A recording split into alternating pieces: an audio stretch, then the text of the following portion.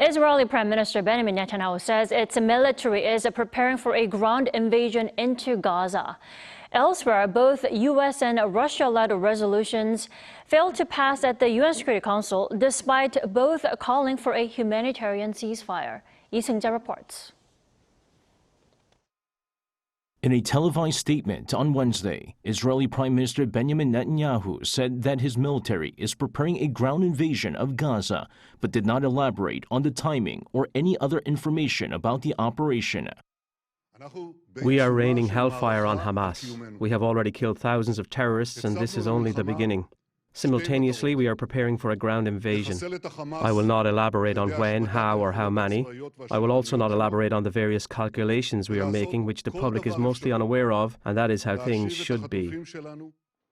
Meanwhile, U.S. President Joe Biden said he did not demand that Israel hold off on a ground invasion into Gaza until Hamas releases hostages. Speaking at a press conference at the White House on Wednesday, Biden said that he's only indicated that if it's possible to get the hostages out, Israel should do so, but added that it's Netanyahu's decision.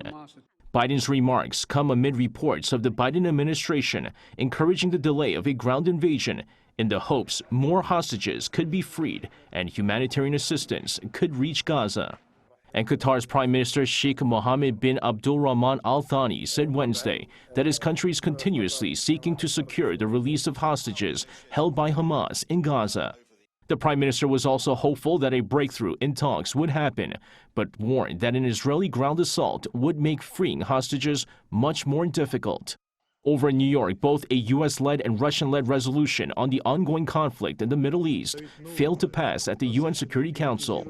The Council first voted for the U.S.-led draft resolution, which called for humanitarian pauses in Gaza, condemned the October 7th attack by Hamas in Israel, and called for the immediate and unconditional release of all remaining hostages held by the militant group. It was vetoed by Russia, China, and the UAE. Russia's draft resolution, which called for a humanitarian ceasefire, was also voted down, only receiving 4 votes in favor, 2 votes against, and 9 abstentions.